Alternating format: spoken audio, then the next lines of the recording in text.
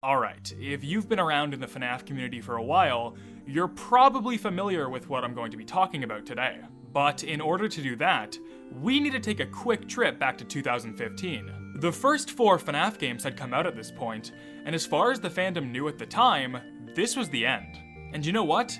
It probably was supposed to be the end. I know Scott said in his interview with Dawko that he already had a color palette picked out for a 5th game long before it started development, but I highly doubt he ever actually planned on making it. At least not then. Anyway, back on track.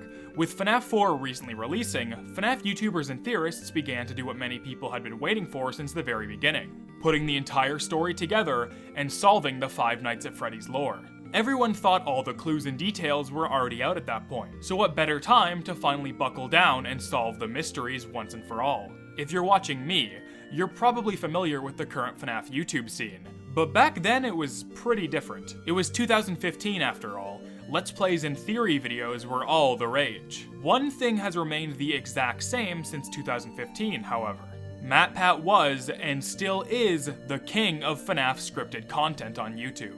His game theory episodes about FNAF are incredibly iconic and popular. I remember being a dumb, stupid kid waiting for the FNAF 3 theory to come out, only for MatPat to get a copyright claim right before it was supposed to drop. That's why it's split into so many parts, if you were wondering. Anyway, here we have the most popular content creator that does FNAF theory content, and now a blossoming FNAF YouTube scene. This gave MatPat an idea. Invite the most popular FNAF YouTubers at the time on a live stream hosted right on the Game Theorist's channel. Advertise it as a stream where the FNAF community would finally come together and figure out crucial lore details once and for all. It was gonna be fantastic. You know what else is fantastic? Today's sponsor, NordVPN. Ah yes, the trusty VPN. A staple for anybody who uses the internet on a frequent basis. As we'll see later in this video, MatPat's epic FNAF livestream might have not exactly gone according to plan. Hell no, man. The number of crashes here was insane, and there's a good chance that someone with malicious intent was behind it. Maybe if he used NordVPN, none of this would have happened. NordVPN allows you to change your internet's IP address with more than 5,500 different servers in over 60 countries. With just one simple click of a button, my internet no longer thinks I'm in Canada, and now it thinks I'm in the States. This can protect you from those who intend to disrupt your online experience with harmful DDoS attacks that can slow or end your connection. But that's not all. NordVPN is proud to announce their newest feature, Threat Protection. A VPN is great, but it can only go so far when it comes to protecting you from everything online. That's what Threat Protection is for. With just a click of a button, Threat Protection will protect you from malicious websites, malware, trackers, and intrusive ads. That sounds too good to be true? Well, it gets even better. You can try NordVPN risk-free with a 30-day money-back guarantee. So what are you waiting for? Head over to nordvpn.com/yeah and use promo code yeah to not only support the channel, but also get yourself a fantastic VPN that will keep you safe while doing all your favorite online activities. MatPat went around contacting various FNAF YouTubers who would be on the stream, and came out with an all-star cast of 2015's best FNAF dedicated YouTubers. Let's go down the list, shall we? Razbowski started off by mainly doing Pokemon content on his channel, and would stay that way for a while. However, when FNAF 1 started booming in popularity throughout the Let's Play scene, he put his hat in the ring and started a playthrough. It did very well for his channel at the time, and over the next little bit he would slowly phase out Pokemon content and shift over to FNAF news, theories, and Let's Plays. This content put him on the map in regards to being a major FNAF community figurehead, making him an easy slot for MatPat to include on the stream. The next two are a duo. You might not recognize the first guy, but the one next to him might look a bit more familiar.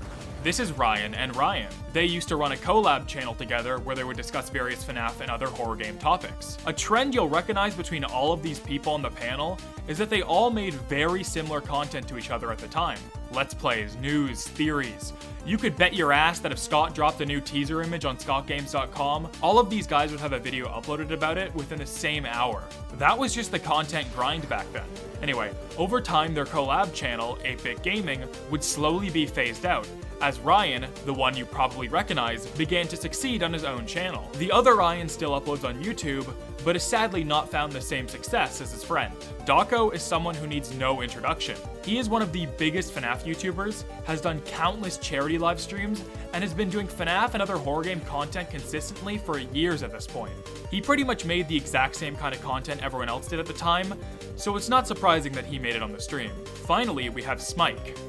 Smike is a bit of an infamous character in the old school FNAF YouTube lore. He was hated at the time for stealing fan art and having very lazy top 10 and news content. I actually plan on making a full video about Smike relatively soon, so if it's out when you see this video, I'll make sure to throw it on the end card. Anyway, regardless of what many thought about Smike at the time, he was still one of the most popular FNAF YouTubers, so having him on the stream was kind of a no-brainer. Alongside the main crew, we have Alex. Not exactly a FNAF content creator, but he's good friends with MatPat and helped him with some of the earlier FNAF game theory episodes. Now that the cast has been selected and the stream was confirmed, September 3rd, 2015 was the planned date for the stream to go live. If you were a huge FNAF fan at the time, active in the YouTube community, you were excited about this. For me at least, this was like an Avengers level crossover. I don't care about Marvel, but I sure do care about a bunch of dudes talking about FNAF. I grew up watching every single one of these people on the stream. Even Alex, since he did some Pokemon content on YouTube back in the day that I was interested in. Before the stream went live, MatPat hopped on Twitter to tell Scott Cawthon that the stream was happening. Scott, all us theorists are talking FNAF at 4 PST. Care to join? @RealScawthon. He wouldn't reply. He never does on Twitter. But we would come to find out later that Scott Cawthon did indeed see this tweet, and was well aware of the massive event about to unfold. After a painfully long day of waiting, 4 PST rolled around and the stream started.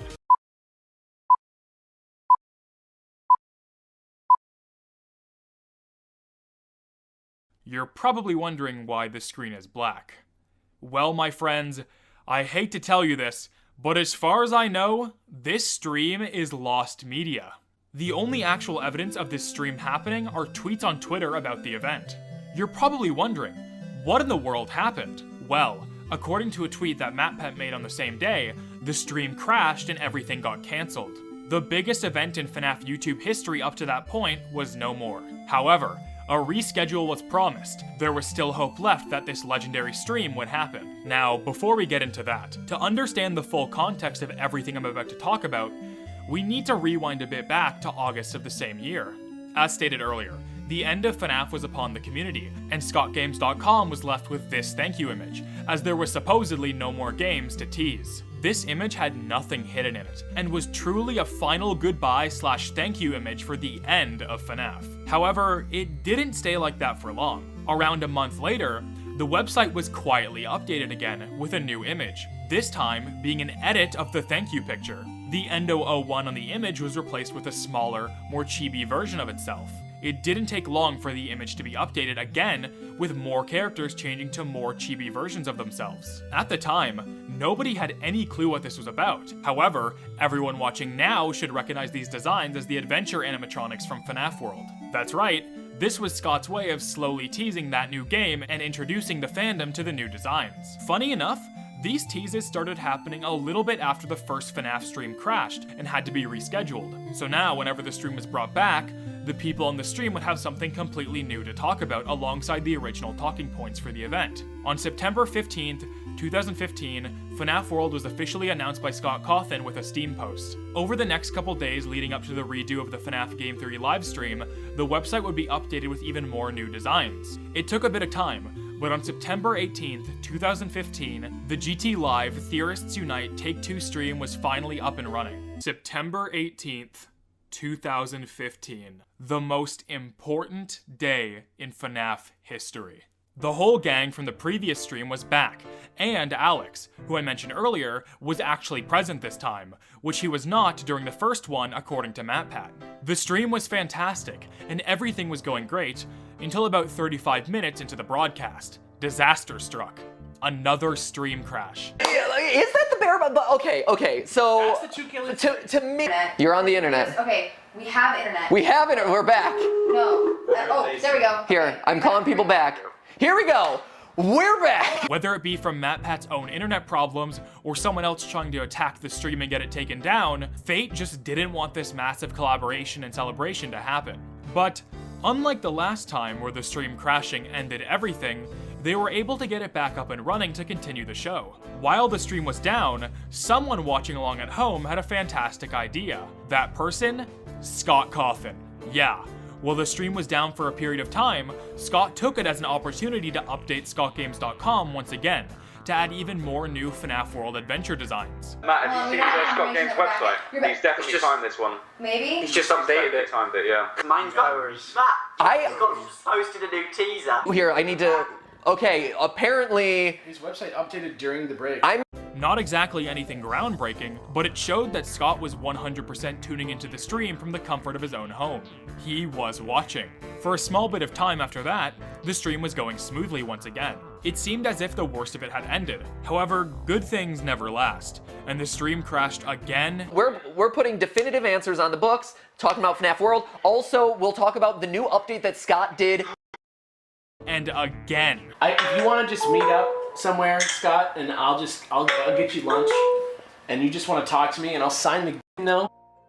Thankfully, that would be the final crash, but all of the technical issues would make most of the guests leave the stream. Not all was lost though. Scott Cawthon would continue to leave hints that he was watching the stream. During one of the crashes, GenTrap on Steam would write, "Scott just crashed the GT livestream with his mind again, LMFAO," to which Scott would reply, "They were getting too close to the truth." Matt, Pat, and Alex would continue to discuss FNAF and FNAF World for a while without being interrupted. Sure, most of the people promised to be part of the stream were no longer present, but the event was finally able to continue without crashes. Well, it looks like Scott Cawthon didn't want the circumstances of stream crashes to make the show unimportant or forgettable, because what he did next single-handedly pushed this day to be one of, if not the most important days in FNAF history. ScottGames.com was already being updated at a pretty rapid pace, so many people were already keeping an eye on it. Scott took this attention as an opportunity to update the site not once, not twice, but 3 times during the later half of the stream. These weren't just more FNAF World character reveals either.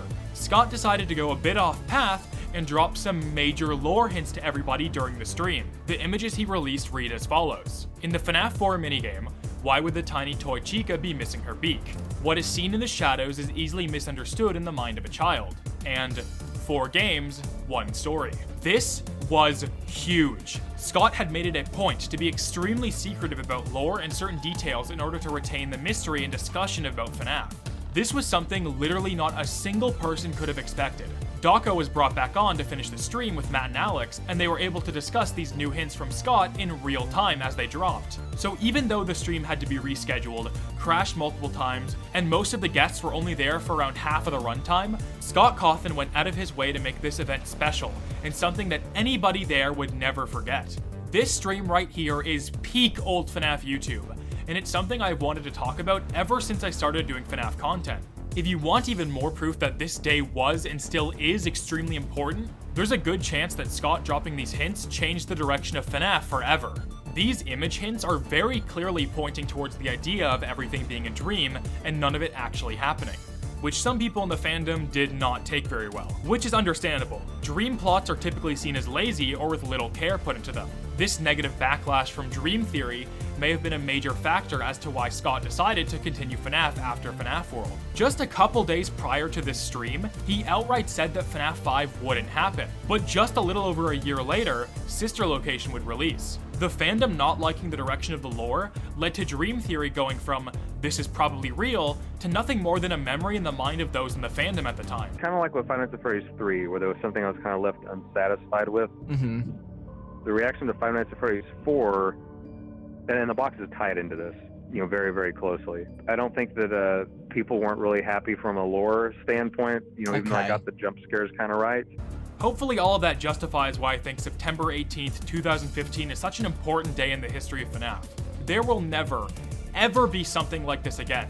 It was truly a once-in-a-lifetime event. Okay, now I'm just gushing. I should probably wrap it up here. I've been Elia, and see you all next time when I talk about, well, I actually have no clue. I have like 3 different video ideas right now, but see you next time with something. Have a good one, everybody.